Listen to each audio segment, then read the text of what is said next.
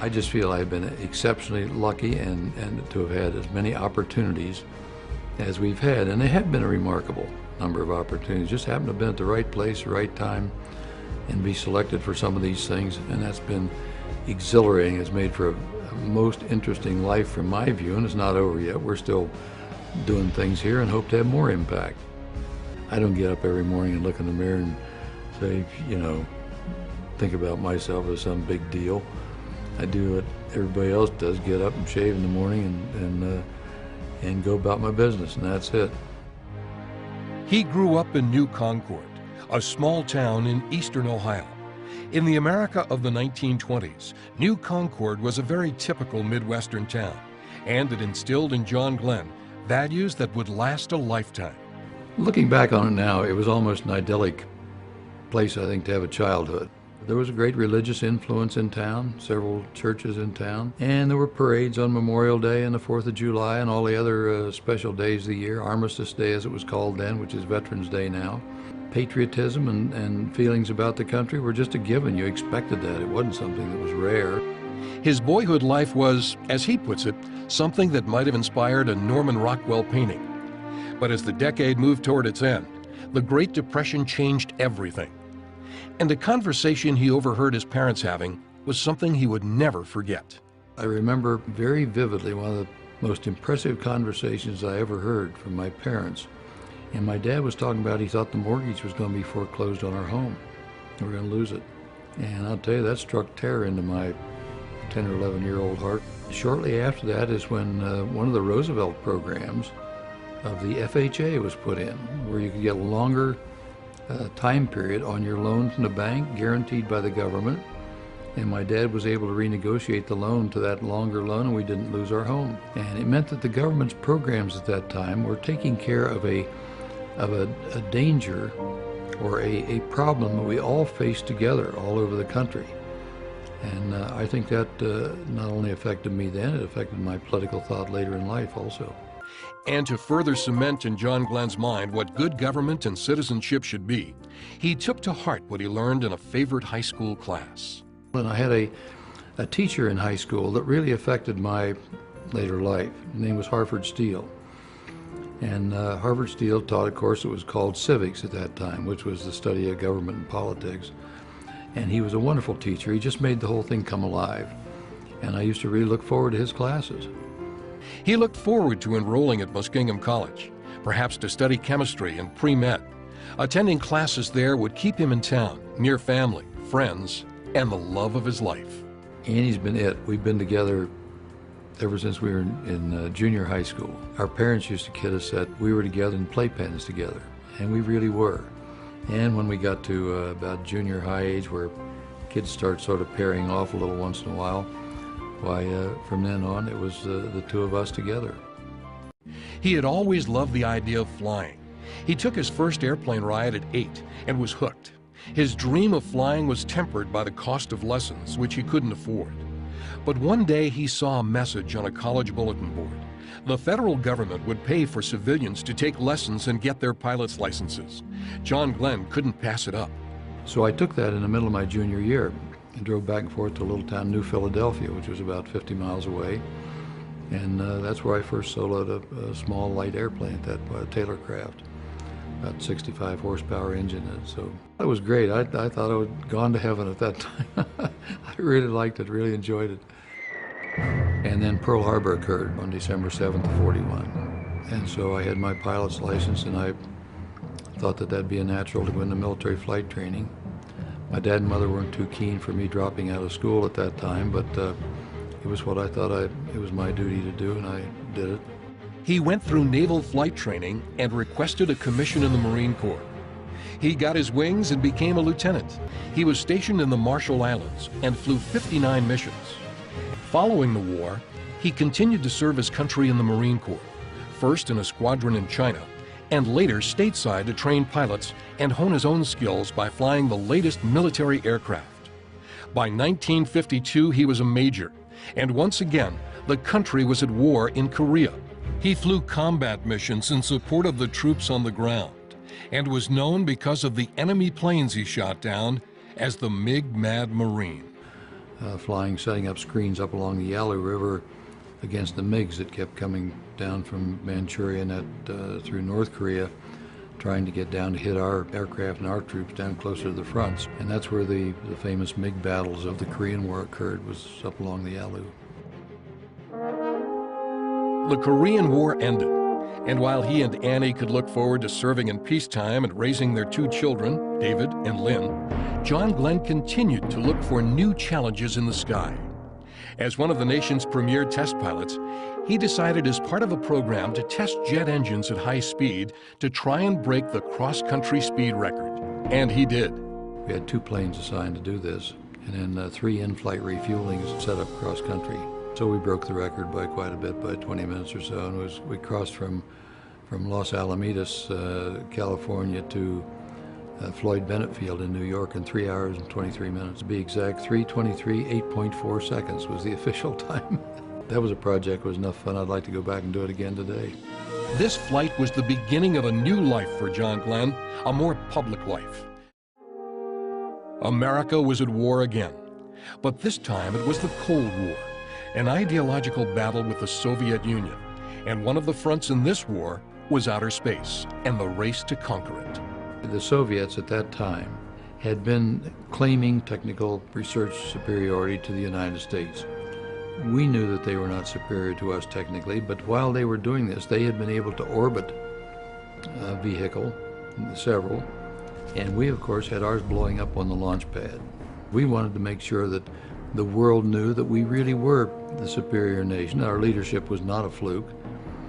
And that was sort of what it was all about. The manned space program was born out of the Cold War. He was one of the 7 original Mercury astronauts. The space race was on. The Russians won the first round as Yuri Gagarin flew 1 orbit around the Earth. John Glenn would not be the first American in space. Alan Shepard and Gus Grissom's suborbital flights were successful preludes to an American orbiting the Earth. And that man would be John Glenn.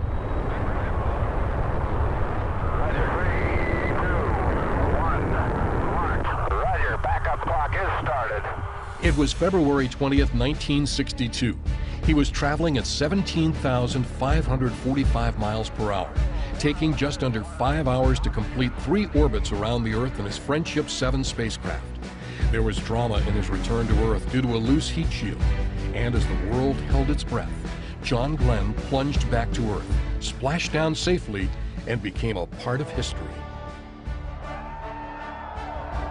There were parades in New York and New Concord, an address to a joint session of Congress. The adulation of an entire country was given to a man everyone saw as a hero.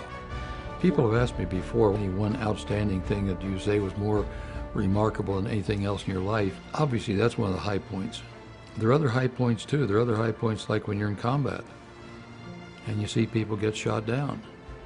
And some of those things are seared into your memory forever. And so some of those things are every bit as memorable to me as the space days were. But certainly the space program was so new and different, and we didn't have any real experience, so we were sort of feeling our way a little bit. There's 3 times around. We look at that now as being sort of elementary, but that's where we really started and started working out all the problems that we're still working on today.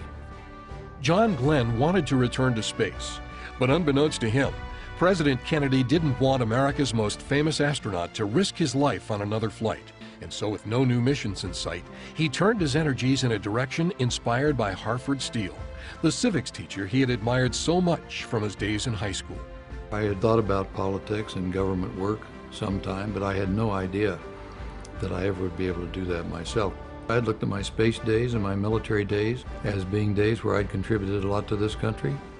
I was proud of my combat service I'd had in World War II and in Korea. Proud of the test work I had done and of being able to contribute in orbital flight. And if I wasn't to continue in that area, where could I do the best and do the best for the country? And that's where I decided to run for public office. John Glenn seemed like the perfect candidate, just the right man to run for the U.S. Senate from his home state of Ohio in 1964. But a head injury from a fall ended his campaign soon after it began. Glenn ran again for the Senate in 1970 and lost. In 1974, on his third try, he won in a landslide and began a career in public office that would span 24 years. He approached his work in the Senate in a very practical way. Based on his expertise and skills, where could he be the most effective? He knew firsthand the horrors of war, which led him to fight for the successful passage of the Nuclear Non-Proliferation Act in 1978. And there was his work in making government more efficient and more accountable.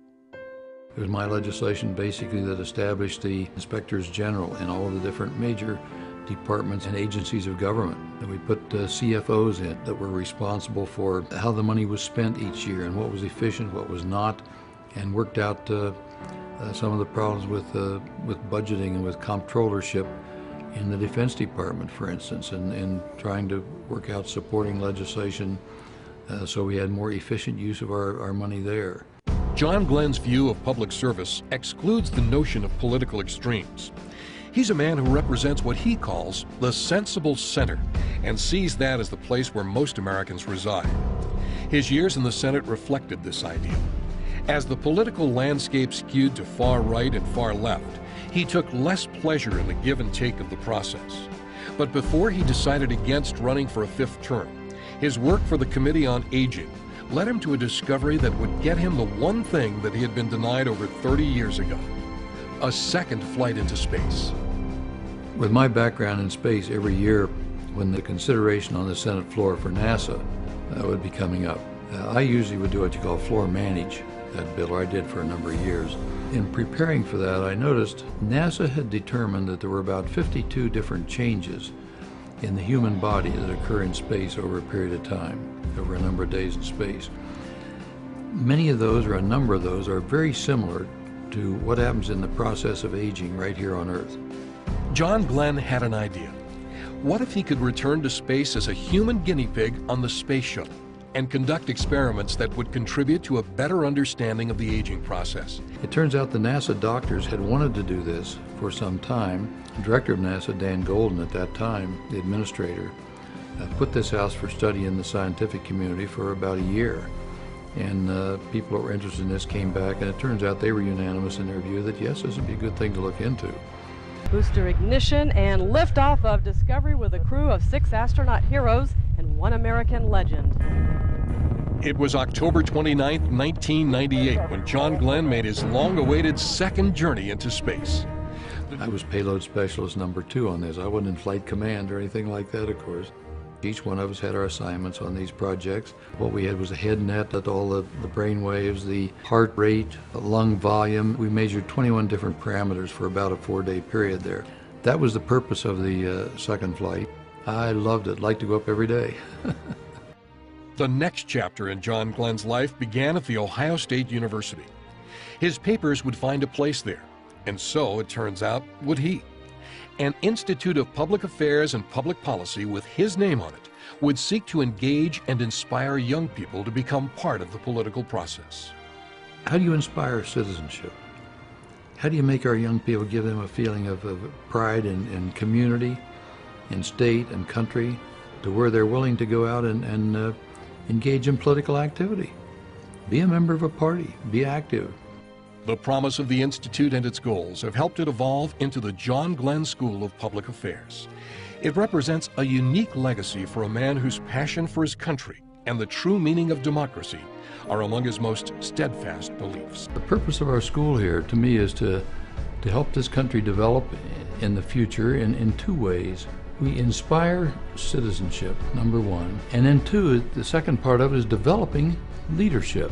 It's that kind of willingness to serve that gives our whole country a feeling of oneness, of cohesiveness, where we're not just splintering off in different directions like some of the other countries do. And I think this is key for the future to getting us all working together again. And if we can do that, then we'll be doing a great job for not only our state but our country right here. Somebody told me once that they'd rather burn out than rust out, and I think that's the reason that just keeps me going, because I couldn't think of anything more boring than just sitting around doing nothing.